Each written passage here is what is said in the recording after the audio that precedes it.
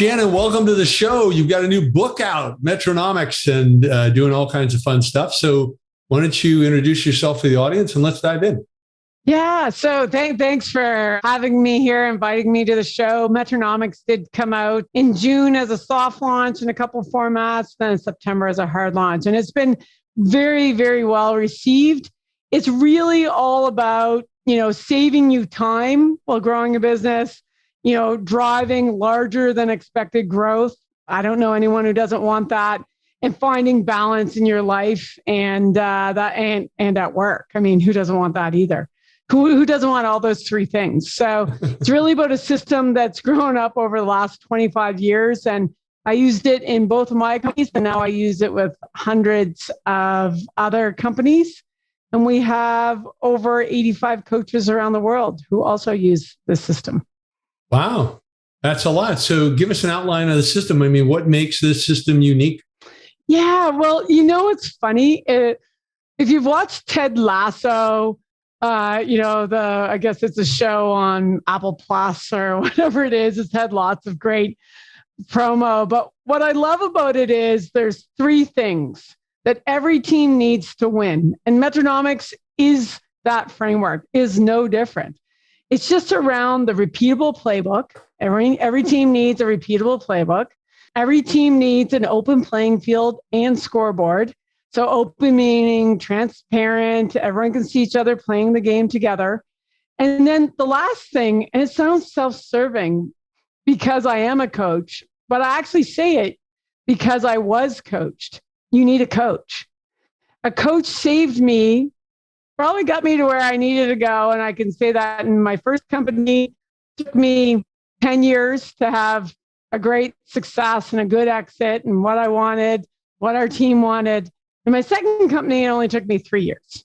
And we probably did about value-wise, exponential. We sold the second business for a top line of 60 times, 60, not 6, not 16, but 60. So and it's the same thing. It's the playbook, it's the open playing field and scoreboard, and it's the coach.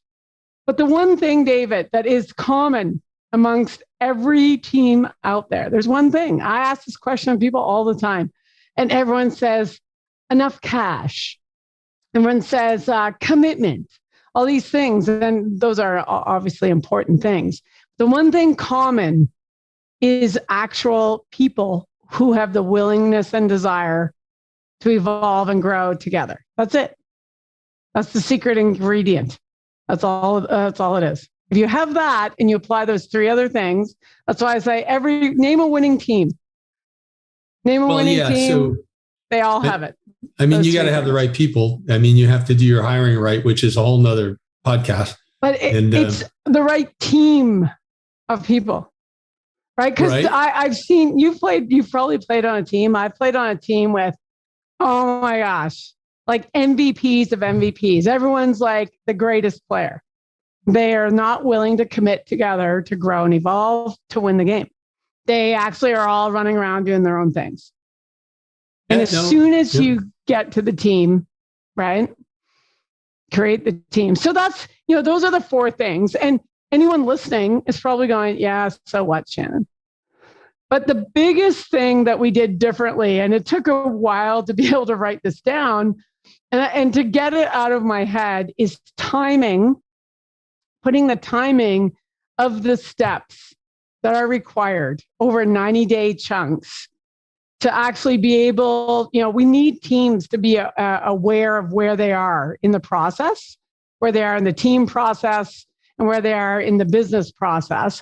And those two things need to come together, and they need to be aware. A coach helps with that. That's why it speeds it up. It's a blind spot remover, because you can be looking at it as a coach, player coach on the field if you're the CEO, and never see what an actual coach might see. And so it's timing it out. So we laid out 13 quarters for any company to actually just layer this in. It'll meet the teams where they are and what they're already doing, because there's lots of great teams out there, doing a great execution system.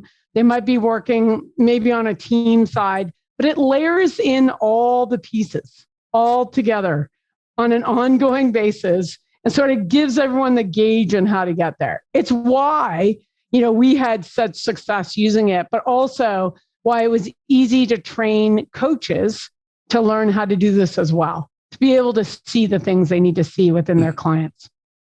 Yeah. So is it faster if you're a startup and you're assembling a team? Well, I don't think I actually going to say no. And the reason is that a startup has their own issues around pulling it together, where an established company. So we've done this with billion-dollar companies who are 50, 70 years old, multi-billion-dollar public companies. We've done this with a startup, like 2 people founded. And we've done this with everything in between. The common denominator is the team and the willingness to actually just, follow through on the steps. Because the steps are proven, they're human, and they actually come together with like what human beings want. No different than a sports team. A sports team is so human. Some of the things that are happening out there in the sports world, and I saw a great thing with Buccaneers, right? With one of the team members yesterday throwing their gear off on the field, throwing their shirt, like never, ever has anyone seen that in the NFL. And then quit and left and, left the game. And I have no idea what happened. But the funniest thing is that they're no longer on the team. They don't fit the team. They don't fit on the team. They're not committed at the same level as everyone else. It always comes down to the team. And so not that we didn't know this, like that's the thing, not that we didn't know this. When I was a young CEO and my own coach of the time, was like, you need to learn how to delegate better. You need to have to do like all these things, I was like, okay, sure, I'm willing. I'll tell, I'll read all these books. So we ended up reading a lot of books.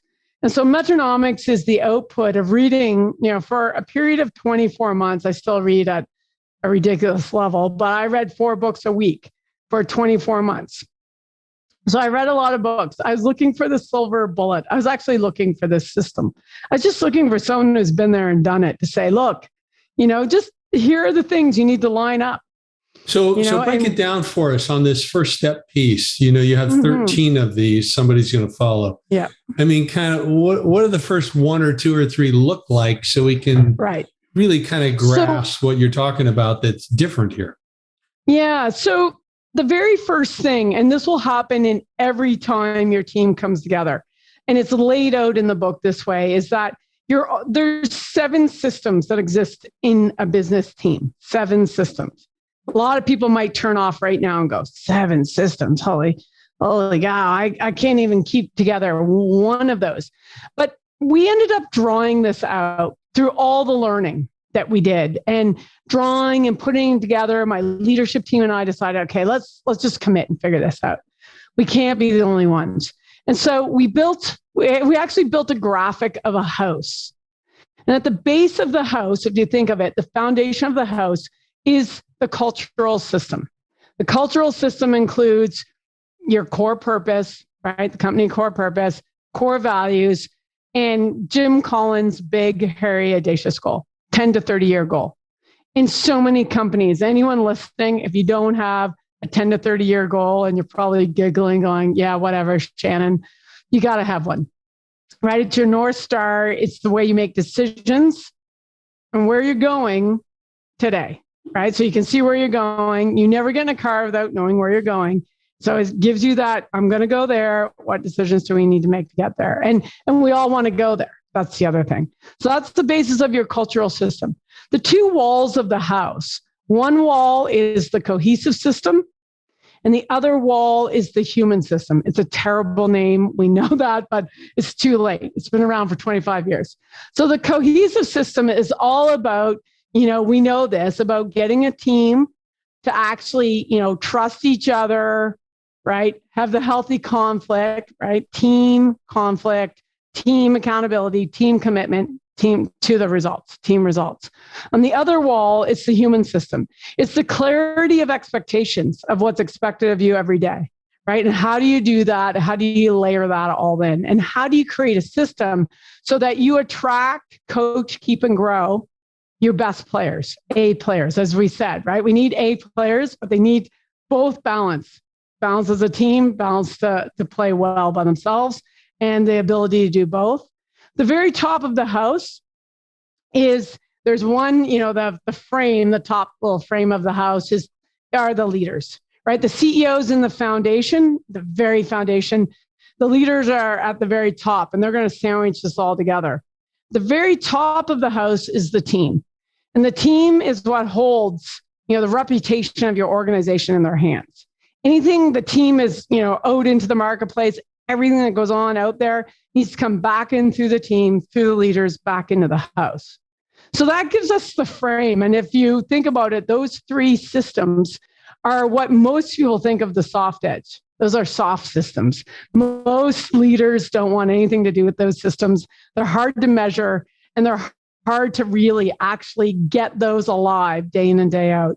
So Metronomics gives every leadership team a way to layer that into your daily meetings, your weekly meetings, your quarterly meetings, your annual meetings, your reviews. Everything to do with people is handled in there, and it's laid out step by step. And it also gives you where you should be at certain points.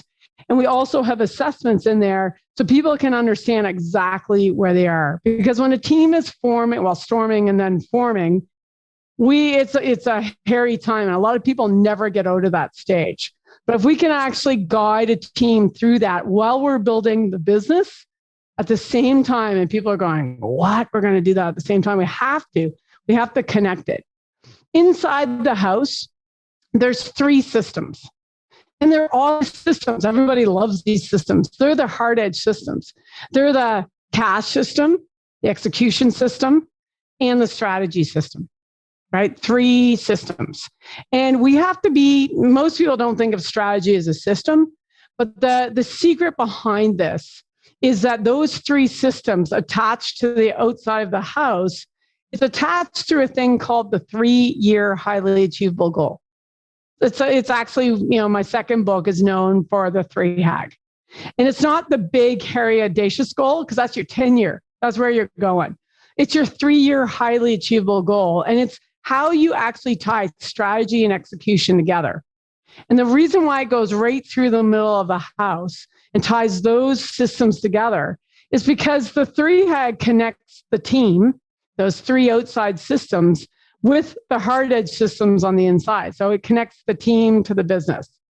And the only way, if you think of sports, people win, a team wins, is that each individual on the field, if we take soccer or football, on the field, they're absolutely connected to the team score. They know what the plan is for the day, and they're going to do everything in their power to actually get there. In business, we need the team connected to the business score. And there's so many KPIs and dashboards, and we see them all over the place. But no one's really connected what they do every day, that's on the field in the minute, to the team, the business team result. So the 3 HAG actually lays this out. Think of it 3 years, it's 12 quarters. And so the systems allow us to layer in every time we meet, whether it's a 15-minute daily meeting, to a 1-hour weekly meeting, to a 4-hour monthly meeting, to a full day quarterly or a 2-day annual. It actually sets the team up to actually ensure they move the dial in every one of those systems each and every day, week, month, quarter, year. But knowing that there's behavior they have to put in place in between. No different than playing a team sport.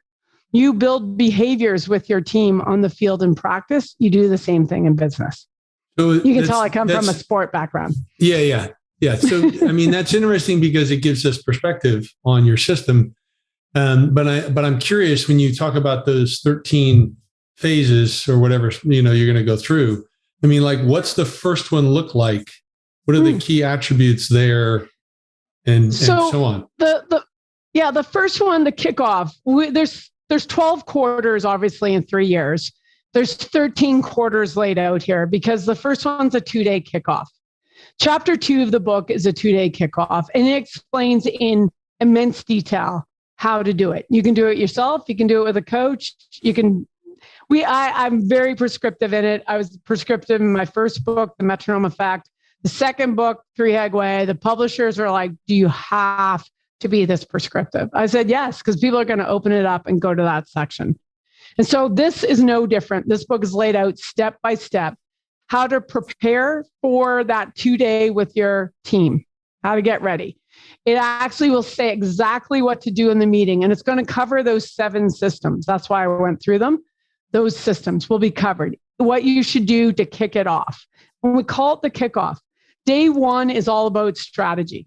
So we're going to get the human systems taken care of, the cohesive, the cultural, and you're going to walk out of day 1 with a BHAG, your 10 to 30 year goal, and a 3HAG, your 3-year highly achievable goal.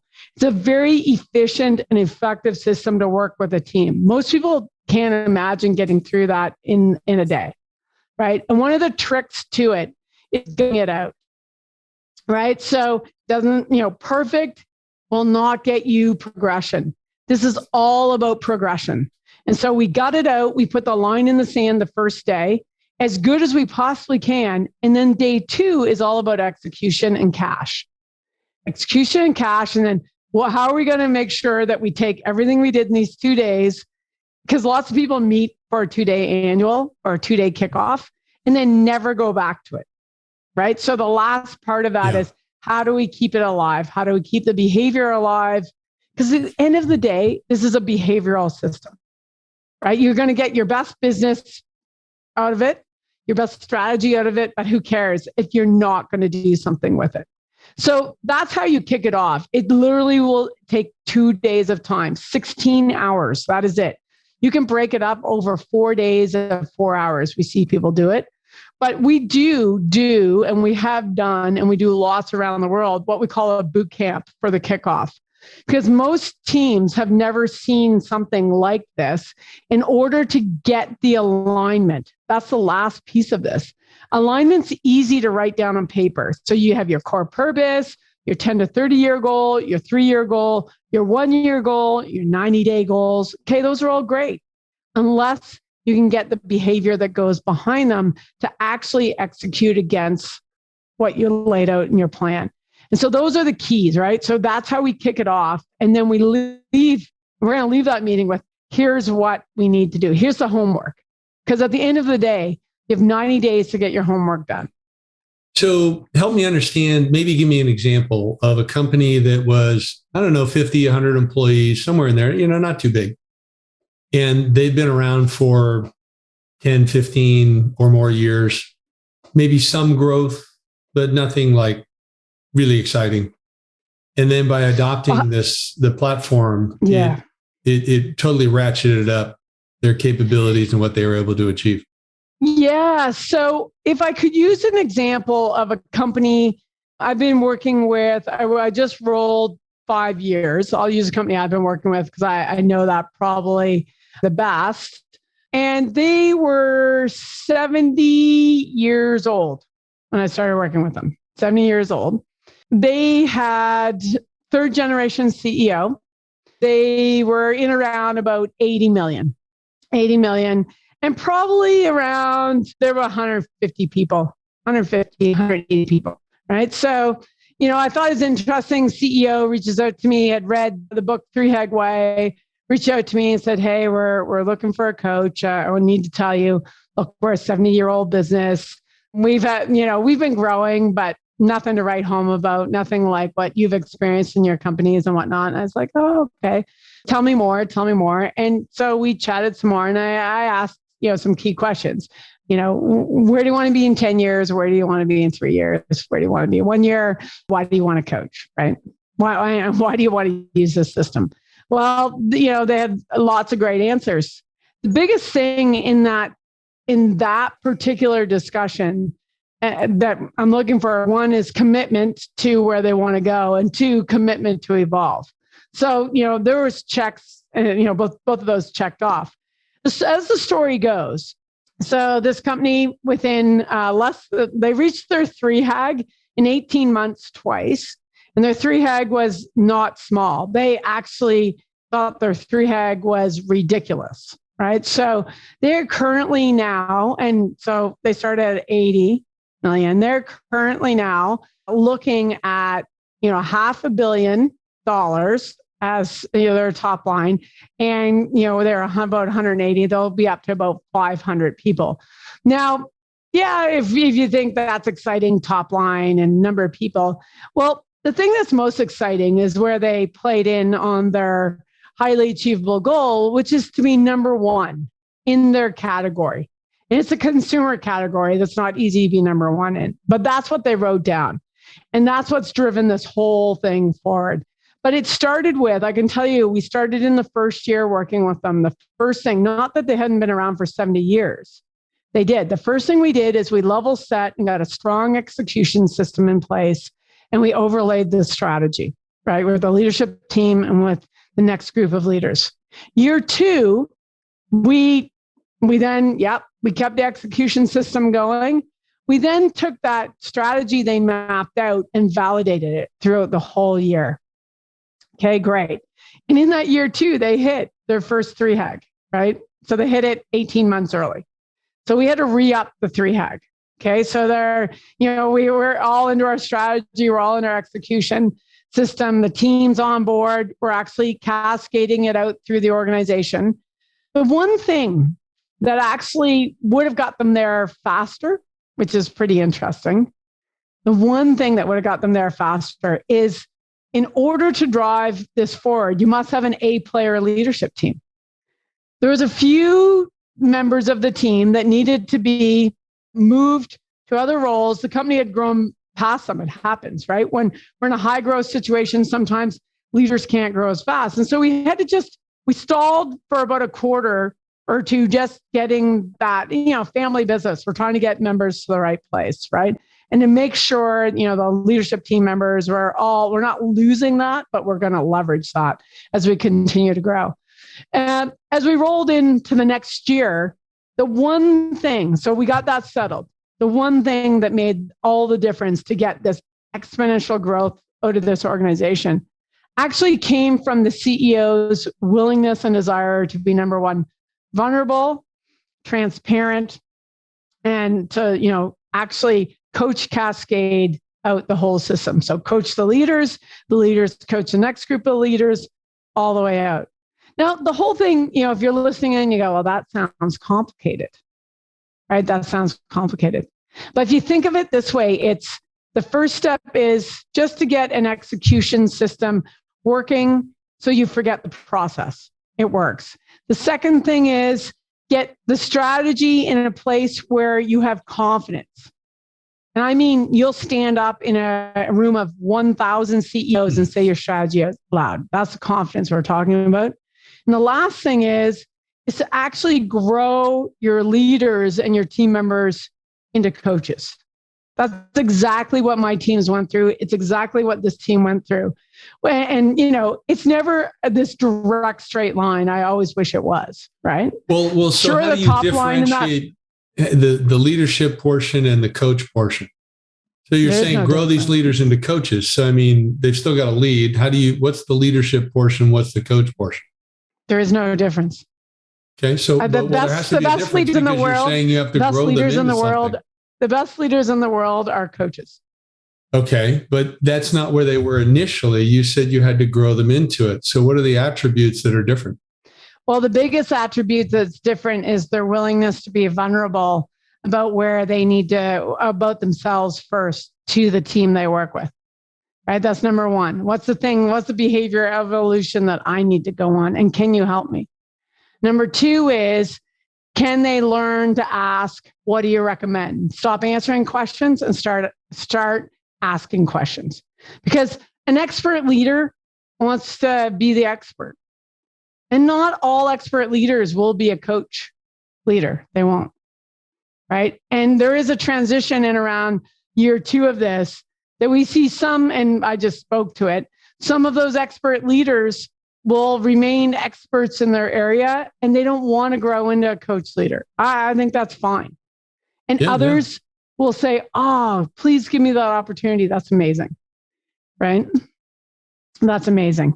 And these are the ones that will actually help take the company and grow it to the next level and into that year 3. Because the growth of the CEO, the growth of the leaders, it doesn't matter which route you take. I do go into this in the book because I'm a huge believer in this. You can be an expert leader or a coach leader, right? And there is a transition across, but you must have the willingness to let go and be the guide. If we give a great view of where we're going, we should be able to ask our team members, how should we get there? And guide that, right? It's actually how I grew into a coach, because my own coach grew me into a coach as a CEO, right? And I grew my leaders and so on. And so that transition actually was not a big transition because I was already trained that way. So the 3HAG Way is the latest book that you've got out there then on this whole system and what they should do. It's not. So Metronomics is the new one. Metronomics. So the way why there's 3 books is the Metronome Effect was like the street version of here's what we did in our companies. And I can only talk about one company at the time because I was under a tight non-disclosure of the sale of my second company. So we just wrote about the first company, but that's where we made all the mistakes anyway. Like made so many mistakes more than once, twice, maybe 3 times, bonked me over the head to figure it out. So we wrote about that. That's the street version. And that book is about going, hey, you can do this, right? This is a doable, practical, step-by-step that is very human. Here's how we did it, right? And laid it all out prescriptively. 3HAG Way came out because I never talked about the 3HAG in Metronome Effect, funny enough, because I thought everybody had one. That's how naive I was, right? I just thought everyone had one. When I retired and I got asked to become a coach, I had some colleagues call me and go, hey, we just watched you grow up and sell 2 companies within 6 years of one another. Like, what are you doing while we're slogging along for 15 years, like in our own company? Would you help, right? You must have a system. Would you coach it? And I was like, I never thought of that, but this has all been a serendipitous journey. So I said yes. And then I decided that I only can help 6 CEOs once we got traction and success. And I said, I'm going to write down what we did in Metronome Effect. So we wrote it down, shared it. Great. We still get great feedback from Metronome Effect. 3HAG Way wasn't in there, but I always coached a 3HAG with my clients. Some fellow coaches that I met along the way said, you talk about this 3HAG, what is it? And so I said, it's 3-year highly achievable goal. You map it out. You take your execution, tie it to your strategy. You're going to map it all the way out 3 years and you're going to continuously do that. They're like, well, okay. Would you share that methodology with us? And I literally just sent it to them. I said, here's how I do it. Here you go. Good luck. And then they came back. One of the clients was at this growth conference and they were up on stage telling their story. And they kicked off with, you've had over 3,000% growth. Tell us your secret. And the CEO goes, well, it's all about the 3HAG. And I was in the audience, I had no idea that they knew anything about the 3HAG. I almost fell out of my chair. I was like, wow, that's cool. And then I see the coach across the room and he waves and he's like, yeah, that's my client. Thank you. Awesome. Right. He made me into a hero and him too. And I was like, wow. And so then I was like, there's coaches there and lots of clients there. And they said, why, maybe you should write that down. I was like, okay. I like pictures and I like one page. I'm a fan of little words. So I was like, okay, we'll write that down. So the 3HAG was not talked about in the Metronome Effect. And so I wrote the 3HAG down and it's actually what attracted all the coaches because most coaches were great at execution and not confident in strategy.